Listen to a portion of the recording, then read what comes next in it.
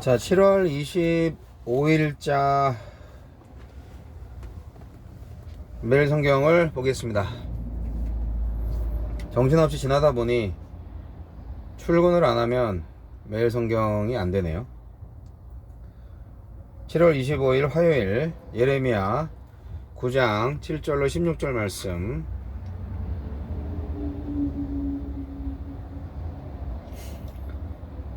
그러므로 만군의 여호와께서 이와 같이 말씀하시되 보라, 내가 내 딸 백성을 어떻게 처치할꼬.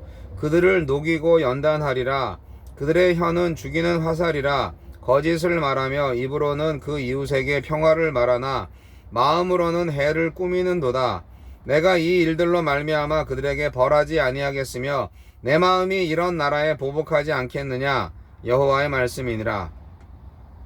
내가 산들을 위하여 울며 부르짖으며 광야 목장을 위하여 슬퍼하나니 이는 그것들이 불에 탔으므로 지나는 자가 없으며 거기서 가축의 소리가 들리지 아니하며 공중의 새도 짐승도 다 도망하여 없어졌음이라.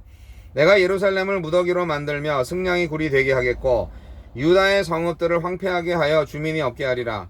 지혜가 있어서 이 일을 깨달을 만한 자가 누구며 여호와의 입의 말씀을 받아서 선포할 자가 누구인고.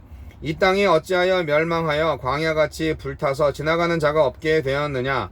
여호와께서 말씀하시되 이는 그들이 내가 그들의 앞에 세운 나의 율법을 버리고 내 목소리를 순종하지 아니하며 그대로 행하지 아니하고 그 마음의 완악함을 따라 그 조상들이 자기에게 가르친 바알들을 따랐음이라. 그러므로 만군의 여호와 이스라엘의 하나님께서 이와 같이 말씀하시니라. 보라, 내가 그들 곧 이 백성에게 쑥을 먹이며 독한 물을 마시게 하고 그들과 그들의 조상이 알지 못하던 여러 나라 가운데 그들을 흩어버리고 진멸되기까지 그 뒤로 칼을 버리리라 하셨느니라. 녹이고 연단하리라. 유다 백성은 하나님이 심판할 수밖에 없는 그런 지경에 이르고 말았습니다. 심판의 이유는 백성의 거짓과 행음입니다. 하나님은 그들에게 책임을 물으시고 혹독한 심판을 예고하십니다. 하나님은 어떤 분입니까? 하나님은 염증이 나실만 하는데도 여전히 내 딸 백성이라고 부르시는 분이죠. 하지만 그들은 더 이상 내 백성이라고 부를 수 없을 만큼 뼛속까지 거짓된 백성이 되고 말았습니다. 하나님은 이렇게 타락한 백성을 두고 심판밖에는 할 수 있는 게 없는 거죠. 환불을 도려내듯 불순물을 재련하듯 징계를 통해서 그들의 묵은 죄악을 제거하실 겁니다. 그래서 그렇게 다시 시작을 하시려고 하는 겁니다.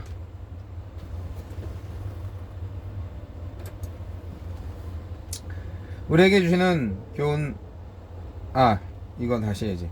네, 조상 대대로 불순종하며 우상을 섬긴 이스라엘의 완악함에 하나님은 거기에 잘 맞게 철저한 심판을 집행하십니다. 땅은 폐허가 되고 백성은 그들도 알지 못한 여러 나라로 유배될 것입니다. 유배로 끝나지 않고 위협이 떠나지 않을 것입니다. 그들이 하나님을 버린 결과입니다. 하나님을 버린 인생에게서 불안은 떠나지 않을 것입니다. 우리에게 주시는 게 무엇입니까? 예레미야는 이스라엘이 지나야 할 그 뼈아픈 연단의 시간을 내다보면서 울부짖습니다. 죽은 자를 위해 애곡하듯 황무지로 변해버린 예루살렘과 유다 성읍을 보면서 애가를 부릅니다. 사람이 타락하니 사람이 사는 땅이 황폐해집니다. 여호와를 경외하는 것이 실종되고 정의와 신뢰와 진실이 사라진 땅은 이미 죽은 땅입니다. 거룩한 도성이 승냥이의 거처가 되어버린 원인을 깨달아 전하는 지혜자도 없고 예언자도 없습니다. 원인을 모르면 치유가 불가능하기에 더 절망적입니다. 팍팍한 경제 상황보다도 하나님을 알지 못하고 말씀이 들리지 않는 게 더 큰 낭패요, 재앙 아니겠습니까? 이유 없는 심판은 없습니다. 하나님 대신 바알을 따르고 말씀 대신 욕망을 선택한 결과입니다. 유다는 하나님의 말씀을 저버릴 만큼 완악하고 조상의 그릇된 전통을 따를 만큼 맹목적입니다. 풍요와 번영을 위해서라면 하나님도 언약도 율법도 다 뒷전입니다. 하루 이틀 된 일이 아니에요. 대를 이은 배교이고 배신입니다. 심판이 없는 게 이상할 정도입니다. 축복이 아닌 진노를 만들어내는 삶이 된다면 중단하셔야 되는 거죠. 네, 맞습니다. 무섭지 않아요? 네, 대를 이어서 반역한다. 하나님이 대를 이어서 참아주시는데 대를 이어서 반역한다. 그런 세대는, 그런 민족은 정말 희망이 없는 거죠. 가망이 없는 백성에게 남은 건 심판밖에 없습니다. 방법이 없어요. 그래서 저는 그렇게 생각해요. 하나님 정말 싫어하는 거는 거짓말이고 위선자다, 가짜, 뭐뭐 한 척 하는 거. 우리가 사실 그런 거 잘하잖아요. 근데 그러면 안 돼요. 우리 다 죽어요. 아주 치명적인 화살을 가지고 있으면서 그걸 감춰요? 그리고 평화롭다고 얘기해요. 평화롭다고요? 지금이 엄청나게 위험한 시기인데.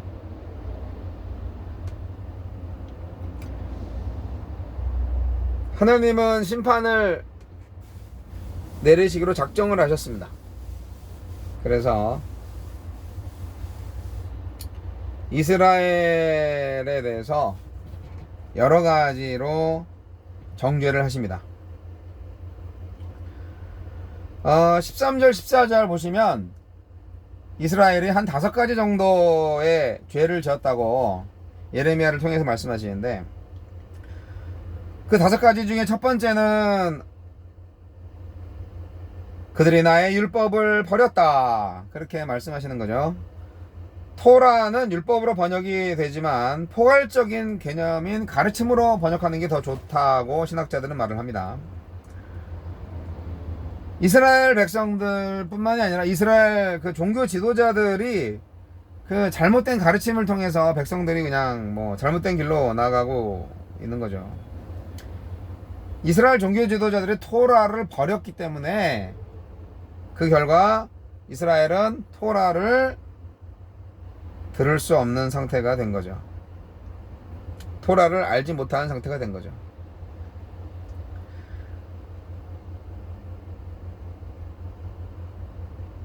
내 목소리를 순종하지 아니하며 그대로 행하지 아니하고, 이렇게 하나님이 표현하신 것을 우리는 잘 기억해야 합니다. 듣지도 않고 순종하지도 않고.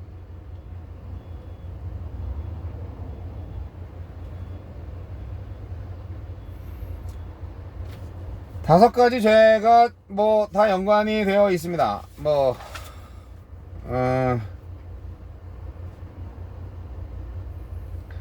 그냥 한마디로 얘기해서 불순종입니다. 말씀 안 듣기 때문에 그렇게 되는 겁니다. 나의 율법을 버리고 내 목소리를 순종하지 아니하고 그대로 행하지 아니하고 그 마음의 완악함을 따라서 그 조상들이 자기에게 가르친 바알을 따른다. 네, 그거죠. 어떻게 해요? 우상숭배, 멸망의 지름길입니다. 근데 계속 반복해서 말씀하지만 오늘날의 우상, 오늘날의 바알이 무언가를 잘 생각을 해야 된다고요. 하나님을 믿으면서도 하나님을 우상숭배하는 사람들이 너무 많아요. 내가 만들어낸 하나님이죠. 내가 상상하는, 내가 기대하는 하나님이죠. 성경에서 나타난 하나님이 아니고 내가 기대하고 내가 상상하고 내가 창조한 하나님을 내가 섬기는 거죠. 그게 우상이죠. 그러면서 성경에 나타난 하나님에 대해서 관심이 없어요.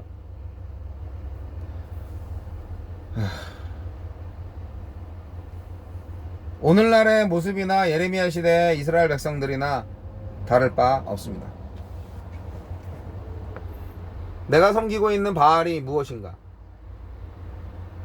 돈, 성공, 명예, 쾌락, 여러 가지죠. 바알 신을 따르지 마시고 말씀에 나타난 하나님께로 돌아오시기 바랍니다.